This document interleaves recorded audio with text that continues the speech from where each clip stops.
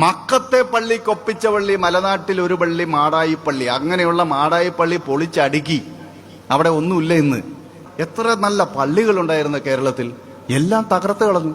എന്തുകൊണ്ട് സംരക്ഷിക്കപ്പെട്ടില്ല? ദൈഷ്ണിക ഇസ്ലാമിന്റെ വരവിന്റെ ഒരു പ്രശ്നമാണത്. സാംസ്കാരികമായ അന്യവൽക്കരണം ഉണ്ടാവുന്നു. ഇപ്പോൾ ഓടത്തിൽ പള്ളി എത്ര മനോഹരമായ സൃഷ്ടിയാണ്, എത്ര കാലം അത് നിൽക്കും?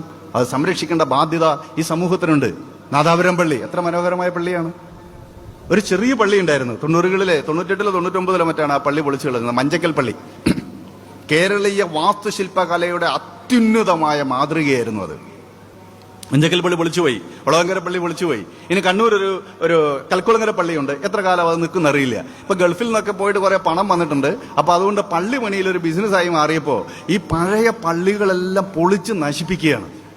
എന്തു വലിയ സാംസ്കാരിക സമ്പത്താണ് നശിപ്പിക്കുന്നതെന്നറിയാമോ? ഈ ചേരമാൻ പെരുമാൾ മസ്ജിദ് കഴിഞ്ഞാൽ രണ്ടാമത്തെ പള്ളി കേരളത്തിൽ പണിയുന്നത് മാടായിലാണ്. നിങ്ങൾക്ക് ആർക്കെങ്കിലും അത് കാണാനുള്ള ഭാഗ്യമുണ്ടായിട്ടുണ്ടോ? ഉണ്ടായിട്ടില്ലല്ലോ. മക്കത്തെ പള്ളി കൊപ്പിച്ച പള്ളി, മലനാട്ടിൽ ഒരു പള്ളി മാടായി പള്ളി എന്നാണ്.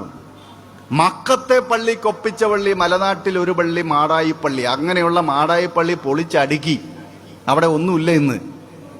ഈ ഇറ്റലിയിൽ നിന്ന് ഇറക്കുമതി ചെയ്ത കുറച്ച് മറ്റേ മാർബിളൊക്കെ ഇട്ടിട്ടുണ്ടെന്ന് അവിടുത്തെ ഉസ്താദിനോട് പറഞ്ഞു. ഞാൻ പള്ളിയിൽ പോയപ്പോൾ ഇറ്റലിയിൽ നിന്ന് ഇറക്കുമതി ചെയ്ത ഈ മാർബിളിന് എന്ത് വിലയുള്ളത്?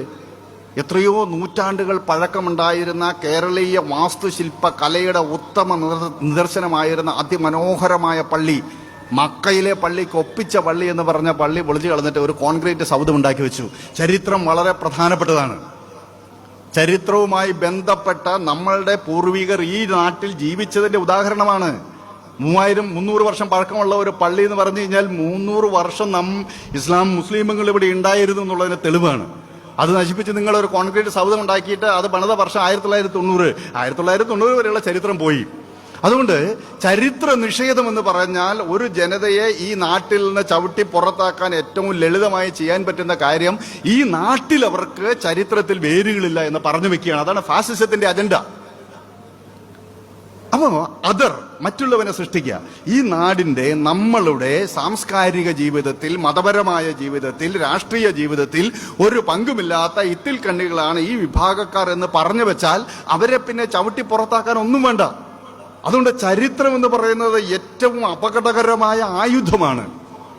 ചരിത്രം എന്നത് യഥാർത്ഥത്തിൽ നമ്മളുടെ വർത്തമാന കാലത്ത് ഭൂതകാലം അവശേഷിപ്പിച്ച തെളിവുകൾ മാത്രമാണ് ചരിത്രം മനസ്സിലാക്കാൻ നമ്മുടെ കയ്യിലുള്ളത്.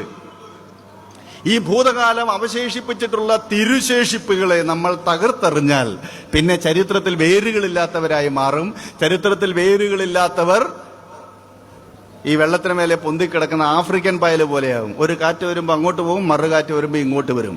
ചരിത്രത്തിൽ വേരുകളില്ലാത്ത ആളുകള് വളരെ പെട്ടെന്ന് ഈ നാട്ടിൽ നിന്ന് പുറത്താക്കപ്പെടും. നമ്മുടെ ഇടയിൽ വരത്തൻ എന്ന വാക്കിന് അത്ര നല്ല പദമല്ല, അതൊരു നെഗറ്റീവ് കൊണട്ടേഷനാണ് അതിനുള്ളത്. പുറമേന്ന് വന്നവൻ, നമ്മളും പറയുമല്ലേ, ഈ നാട്ടിൽ വന്ന് നീ കളിക്കണ്ട, നീ വരത്തനല്ലേ എന്ന് പറയും. അപ്പോ ഈ നാട്ടുകാരനായി ഇവിടെ ജനിച്ച് ഇവിടെ വളർന്ന ഒരു സമൂഹം ചരിത്രത്തിലുള്ള അവന്റെ വേരുകൾ അടയാളപ്പെടുത്തണം, അത് നിലനിർത്തണം. അത് നിലനിർത്താൻ കഴിഞ്ഞില്ലെങ്കിൽ നമുക്ക് സാംസ്കാരികമായ തുല്യത ഉണ്ടാക്കാൻ സാധിക്കില്ല.